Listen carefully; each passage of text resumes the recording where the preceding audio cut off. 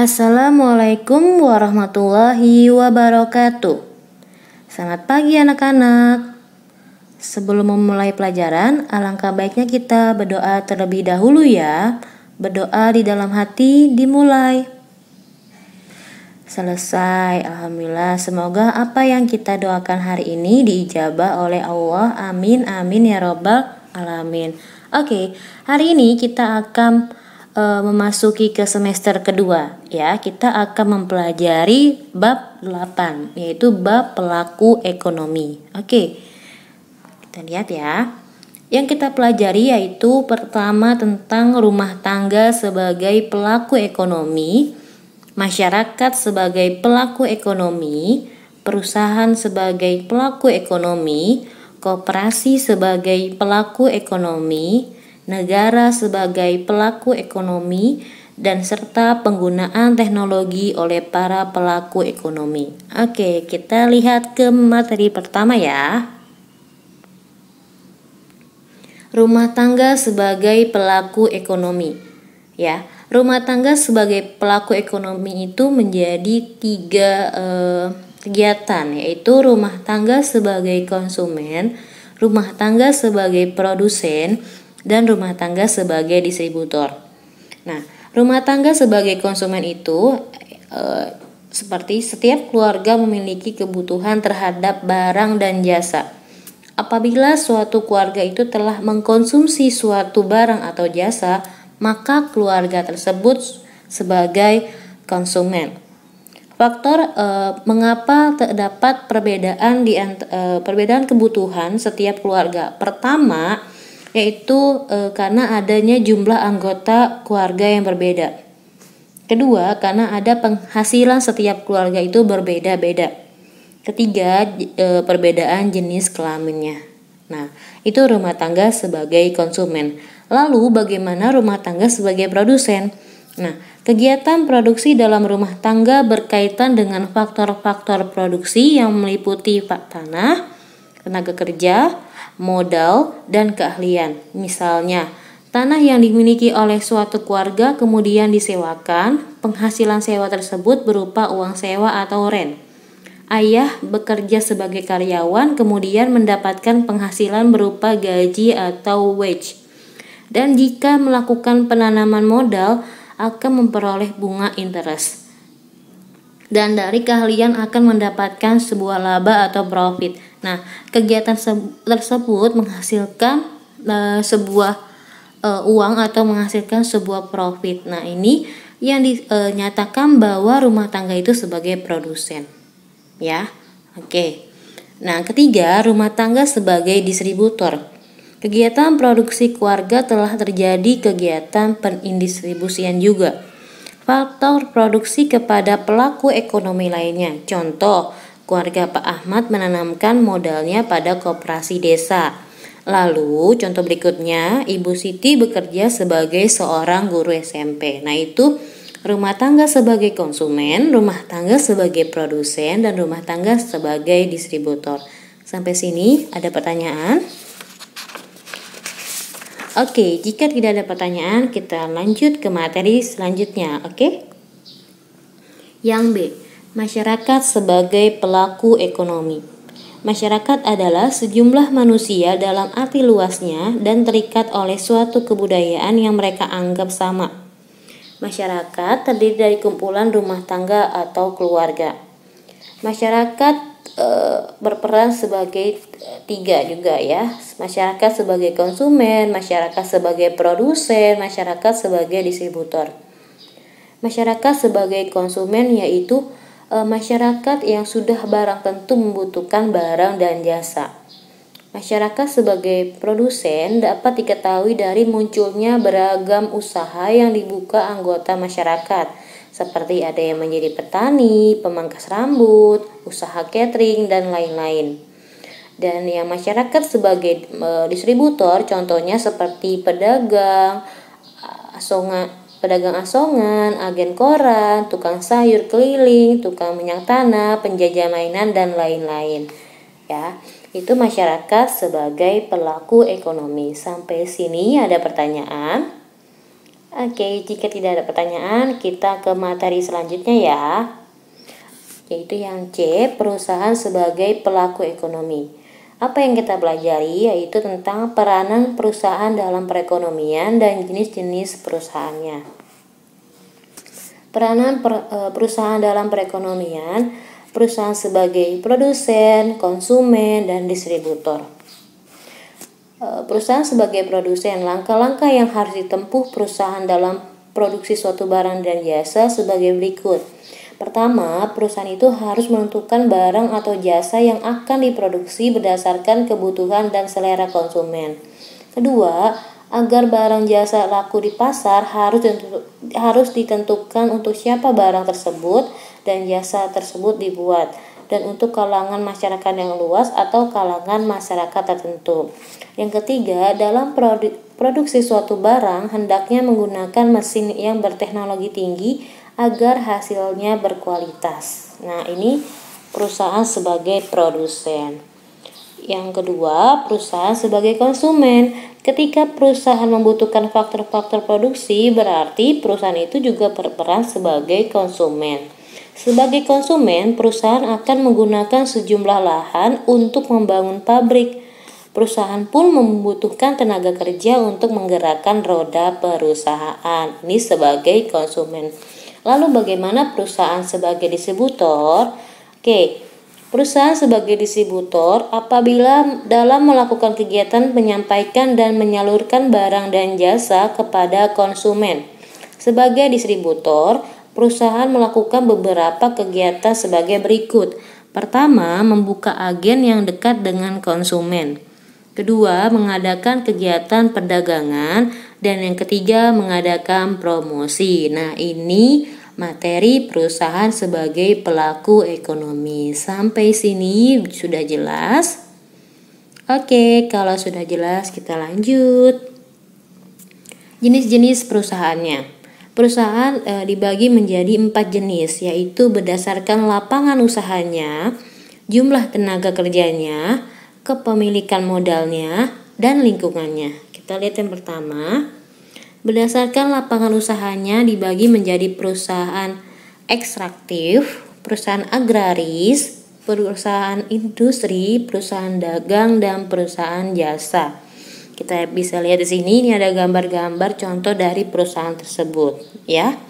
Oke, itu berdasarkan lapangan usahanya. Selanjutnya, berdasarkan jumlah tenaga kerjanya, ada perusahaan kecil, perusahaan sedang atau menengah, dan perusahaan besar. Nah, ini sudah ada contoh masing-masing dari perusahaan tersebut, ya. Oke, selanjutnya, perusahaan berdasarkan kepemilikan modalnya dibagi menjadi 3, yaitu BUMN, BUMS, dan koperasi.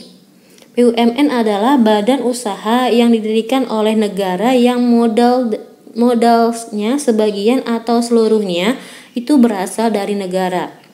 Lalu BUMS adalah badan usaha yang didirikan dan dimodali oleh seseorang atau sekelompok orang. Yang ketiga, koperasi adalah badan usaha yang beranggotakan orang seorang atau badan hukum koperasi yang dijalankan dengan prinsip perkoperasian berdasarkan asas kekeluargaan. Ini berdasarkan kepemilikan modalnya. Oke, selanjutnya. Nah, badan usaha milik negara, BUMN terdiri dari perum, perusahaan perseroan, serta perusahaan daerah. Perum ialah perusahaan yang bergerak dalam bidang usaha pelayanan umum dan seluruhnya modalnya milik negara yang sudah dipisahkan dari APBN. Contohnya yaitu kita bisa lihat di sini ada Bulog, ya. Kedua, perusahaan perseroan, yaitu perusahaan negara yang berbentuk perseroan terbatas, bergerak pada salah satu bidang produksi, serta modalnya berbentuk saham dan sebagian dari modalnya tersebut milik negara, yaitu contohnya adalah Telkom Indonesia.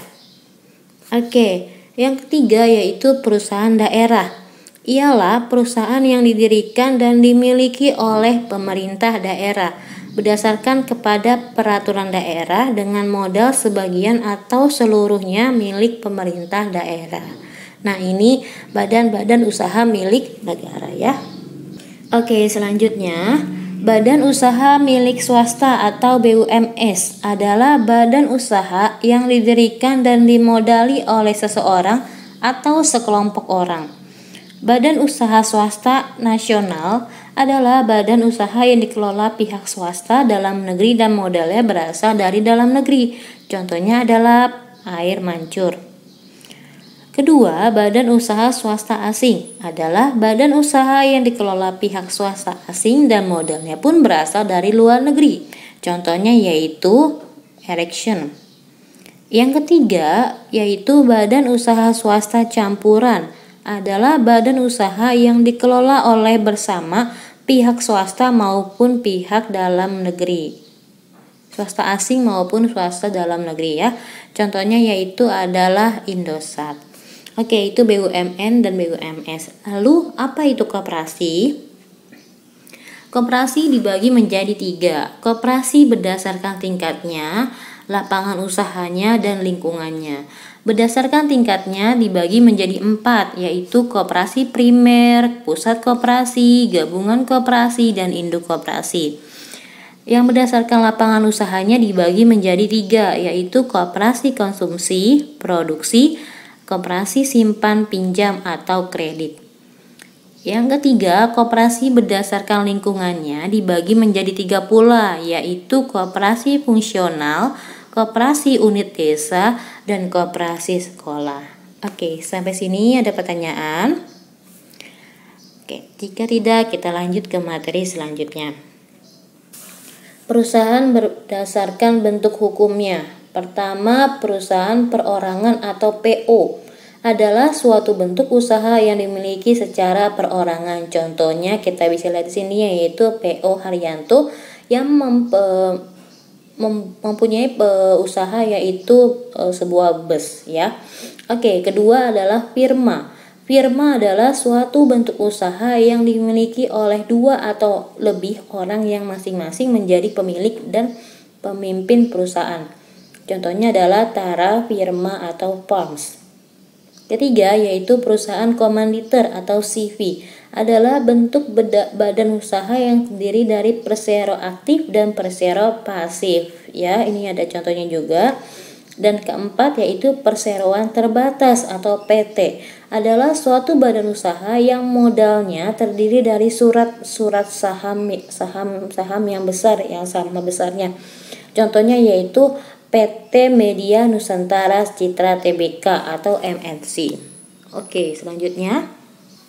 Nah, tadi sudah tentang jenis-jenisnya. Sekarang ke materi selanjutnya yaitu koperasi sebagai pelaku ekonomi. Apa yang kita pelajari? Pertama, kita akan mempelajari sejarahnya, pengertian koperasi, landasan asas dan tujuan koperasi, prinsip koperasi, fungsi dan peranan koperasi, serta jenis-jenis koperasinya.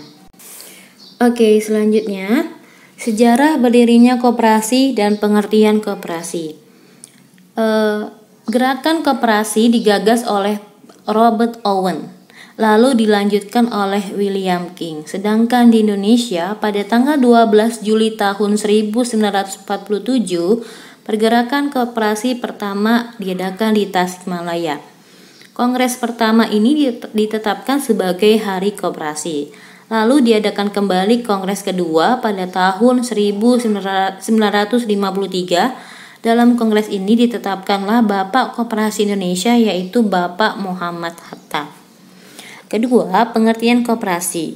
Secara etimologis berasal dari kata cooperation, terdiri dari kata co dan operation. Co artinya bersama dan operation artinya mencapai tujuan. Menurut Undang-Undang Nomor 25 Tahun 1992, koperasi adalah badan usaha yang beranggotakan orang-orang atau badan hukum koperasi dengan melandaskan kegiatannya berdasarkan prinsip koperasi sekaligus sebagai gerakan ekonomi rakyat yang berdasarkan asas kekeluargaan. Oke, yang ketiga yaitu landasan asas dan tujuan koperasi. Landasan koperasi terdiri dari landasan ideal yaitu Pancasila, landasan struktural yaitu Undang-Undang Dasar 1945 Pasal 33 Ayat 1, dan landasan mentalnya yaitu setia kawan dan kesadaran berpribadi. Asas koperasi Indonesia adalah kekeluargaan dan gotong royong. Tujuannya adalah memajukan kesejahteraan dan kemakmuran masyarakat umum, serta ikut membangun tatanan perekonomian nasional dalam rangka mewujudkan masyarakat yang maju, adil, dan makmur berlandaskan Pancasila dan Undang-Undang Dasar 1945. Nah, prinsip koperasi yaitu pertama, keanggotaannya bersifat sukarela dan terbuka. Kedua, pengelolaannya secara demokratis. Ketiga, pembagian sisa hasil usaha berdasarkan jasa anggota. Keempat, pemberian balas jasa terhadap modal, terbatas terhadap modal. Kelima, kemandirian. Keenam, kerjasama antar koperasi. Nah, ini adalah asas, landasan, dan tujuan serta prinsip koperasi. Selanjutnya, fungsi dan peranan koperasi. Menurut Undang-Undang Nomor 25 Tahun 1992 Pasal 4, fungsi dan peran koperasi meliputi 4 poin. Pertama, membangun dan mengembangkan potensi dan kemampuan ekonomi anggota pada khususnya dan masyarakat pada umumnya untuk meningkatkan kesejahteraan ekonomi dan sosialnya. Kedua, mendukung secara aktif untuk mempertinggi kualitas kehidupan manusia dan masyarakat. Ketiga, memperkokoh perekonomian rakyat sebagai dasar kekuatan dan ketahanan perekonomian nasional dengan koperasi sebagai saka gurunya. Keempat, mewujudkan dan mengembangkan perekonomian nasional yang merupakan usaha bersama atas asas kekeluargaan dan demokrasi ekonomi. Itu fungsi dan perannya. Lalu, jenis koperasi. Koperasi berdasarkan tingkatannya, bentuknya, lapangan usahanya, dan lingkungannya. Berdasarkan tingkatannya ada koperasi primer, pusat koperasi, gabungan koperasi, induk koperasi. Berdasarkan bentuknya, koperasi primer dan sekunder. Lapangan usahanya, konsumsi, simpan pinjam, pemasaran, jasa, serba usaha. Dan jumlah lapangan usahanya, koperasi yang hanya mempunyai satu bidang usaha, koperasi yang mempunyai berbagai macam bidang usaha. Dan kelima, koperasi berdasarkan lingkungannya yaitu koperasi fungsional, unit desa, dan sekolah. Oke, itu adalah tentang koperasi. Selanjutnya yaitu tentang negara sebagai pelaku ekonomi. Negara sebagai pelaku ekonomi. Negara sebagai konsumen yaitu kegiatannya belanja rutin dan belanja pembangunan. Kedua, negara sebagai produsen. Wujud kegiatan ekonomi yang dilakukan negara sebagai produsen adalah dengan mendirikan perusahaan-perusahaan milik negara, BUMN serta BUMS, seperti PT PLN, PT Telkom, dan PDAM. Negara sebagai distributor. Di Indonesia, badan-badan usaha yang melakukan tugas distribusi antara lain sebagai berikut. A. Bulog. Tugasnya itu mendistribusikan 9 bahan pokok kepada masyarakat. B. PDAM mendistribusikan air kepada masyarakat pelanggan air. Yang C. PT PLN mendistribusikan listrik sampai ke pelosok-pelosok daerah. Nah, yang B. Negara sebagai pengatur perekonomian. Negara memiliki kewenangan untuk menentukan politik ekonominya atau mengeluarkan kebijakan-kebijakan tertentu yang bertujuan untuk melancarkan roda ekonomi bangsa. Sampai sini ada pertanyaan? Oke, selanjutnya materi terakhir tentang penggunaan teknologi oleh para pelaku ekonomi. Teknologi itu dapat digunakan untuk mempermudah kita dalam kehidupan. Teknologi merupakan cara-cara atau teknik memproduksi, memakai, serta memelihara segala peralatan dan perlengkapannya. Pelaku ekonomi seperti perusahaan atau lembaga-lembaga tertentu telah menggunakan mesin serba otomatis untuk berbagai keperluan, serta pelaku ekonomi memanfaatkan jasa pasar modal. Oke, sampai sini sudah jelas materi Ibu yang sudah Ibu jelaskan dari awal sampai akhir.